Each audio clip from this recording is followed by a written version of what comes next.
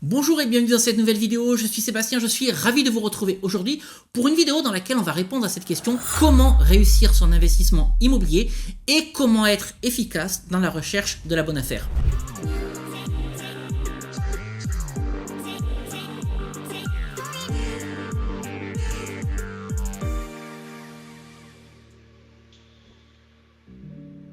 Alors avant qu'on voit tout ça dans le détail, si vous vous retrouvez pour la première fois aujourd'hui sur cette chaîne YouTube, je vous invite à vous abonner immédiatement en activant la petite cloche.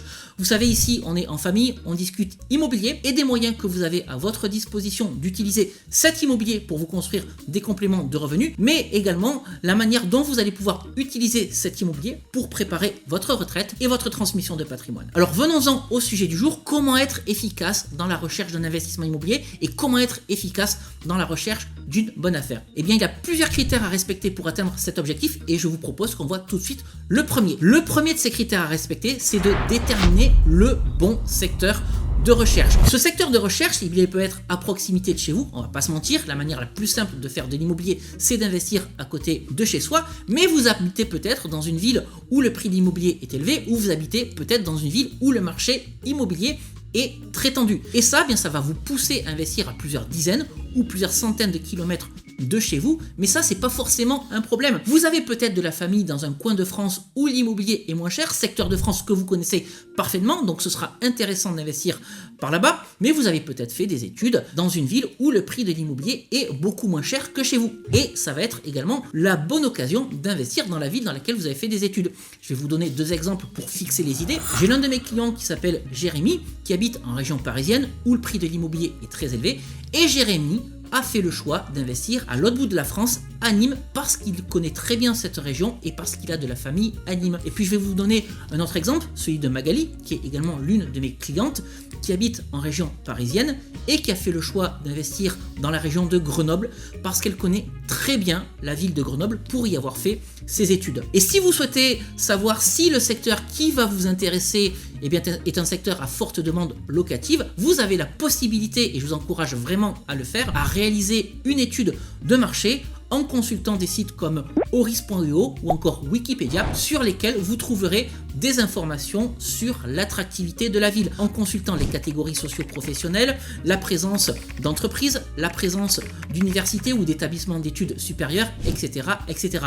Et une fois que vous aurez déterminé le secteur dans lequel vous allez investir, à la fois parce que le prix du mètre carré il sera raisonnable et parce que la ville sera suffisamment attractive, il suffira de verrouiller ce secteur et de s'y tenir. Surtout, on ne bougera plus de secteur parce qu'on ne va pas chercher à la fois des biens immobiliers à Brest et des biens immobiliers à Nîmes. Il faut rester rigoureux dans le choix de son secteur de recherche. Une fois que ce secteur de recherche est déterminé, on va passer à l'étape numéro 2, et cette étape numéro 2, c'est la sélection du type de bien. Et le type de bien que vous allez chercher, eh bien, il dépend de ce que vous souhaitez faire avec l'immobilier. Si vous souhaitez faire du meublé étudiant, un studio sera largement suffisant. Si vous souhaitez faire de la location à l'année, vous pourrez alors chercher du T2, du T3, du T4, ou encore du T5, voire de la maison. Mais si vous démarrez dans l'immobilier, à ce moment-là, le T2, ce sera vraiment idéal pour démarrer. Et puis si vous souhaitez faire de la location courte durée, il faudra plutôt s'orienter vers le studio ou le T2.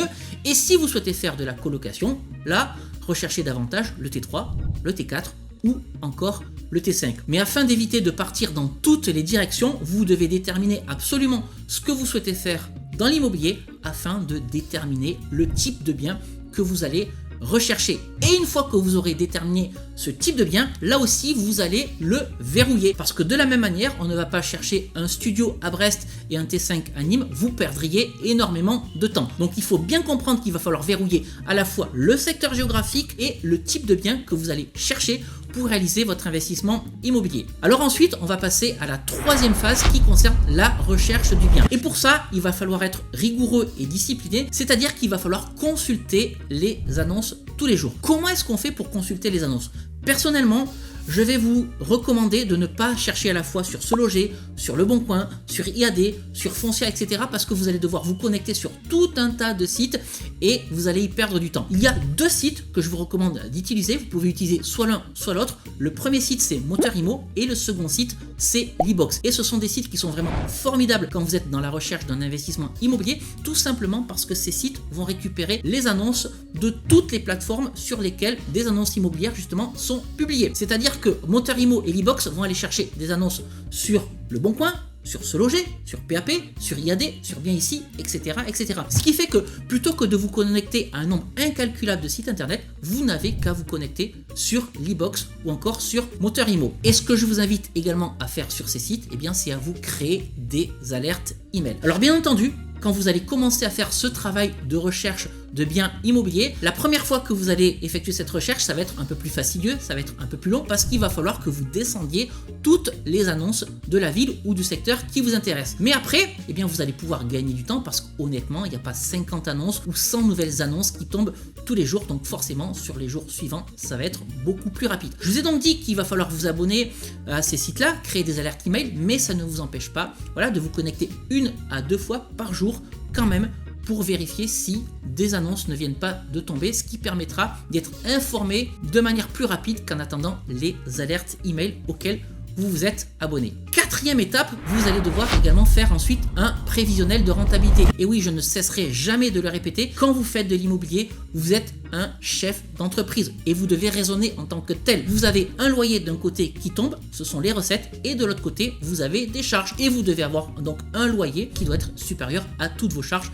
C'est donc pour ça qu'il est important de faire un prévisionnel de rentabilité. Personnellement, pour faire ce prévisionnel de rentabilité, j'utilise un outil que j'ai créé, le GoNoGoImo, que je vous mets d'ailleurs dans la description de cette vidéo. Et grâce à ce GoNoGoImo, vous allez pouvoir déterminer à quel montant vous positionnez pour faire une offre d'achat qui sera intéressante. Et cette offre d'achat, elle va être conditionnée par plusieurs facteurs: le montant des charges de copropriété, le montant de la taxe foncière, le montant des assurances, etc., le montant des travaux, mais bien entendu également le loyer que vous allez pouvoir tirer de votre investissement immobilier. Il est donc nécessaire que vous maîtrisiez tous les paramètres, toutes les dépenses, de façon à savoir à quel montant vous allez pouvoir vous positionner sur votre bien immobilier. Et ça, c'est indispensable. Vraiment, vous devez absolument faire ce prévisionnel de rentabilité, ce qui vous permettra d'être beaucoup plus efficace au moment de la visite, de façon à pouvoir faire une offre d'achat rapidement si vous devez justement faire une offre d'achat rapidement. Et enfin, la cinquième étape pour réaliser votre investissement immobilier, c'est d'aller faire des visites. Et ce que je vous recommande encore une fois lors de ces visites, c'est d'être efficace. Ne vous déplacez pas pour faire une seule visite. Ce que je vous recommande de faire, c'est de grouper les visites. Personnellement, quand je suis en phase de recherche active, je fais 5 ou 10 visites par jour. Et comme j'ai fait au préalable mon prévisionnel de rentabilité, je sais à combien je dois me positionner si jamais je dois être rapide dans la prise de décision du bien immobilier que je suis en train de visiter. Comment est-ce qu'on fait pour faire 5 ou 10 visites par jour? C'est simple, il n'y a pas 36 solutions. Vous pouvez prendre une journée de congé par exemple. Vous pouvez également grouper vos visites sur le week-end à la condition que les agents immobiliers et les propriétaires soient disponibles le week-end. Voilà donc les 5 étapes à respecter si vous voulez être efficace dans la recherche de vos investissements immobiliers. Les 5 étapes à respecter si vous voulez être efficace dans la recherche de votre bonne affaire. Honnêtement, c'est cette routine que j'utilise maintenant depuis plus de 10 ans et c'est celle qui me permet de continuer à être efficace dans la recherche de mes nouveaux investissements immobiliers. J'espère que cette vidéo vous aura plu. Si c'est le cas, n'hésitez pas à la liker, n'hésitez pas à la partager. Si vous avez d'autres astuces que vous voulez partager avec la communauté, n'hésitez pas à l'indiquer dans les commentaires en dessous de cette vidéo. Si vous souhaitez me suivre sur les réseaux sociaux, sur Instagram ou encore sur Facebook, n'hésitez pas à vous abonner, vous serez les bienvenus. Vous savez que sur les réseaux sociaux, je partage avec vous les coulisses de tout ce que je fais au quotidien. Abonnez-vous, vous serez les bienvenus. Et bien écoutez les amis, je crois qu'on va se quitter ici pour aujourd'hui. Et puis comme d'habitude, on se retrouve très prochainement pour une nouvelle vidéo. Je vous dis à très bientôt. Ciao.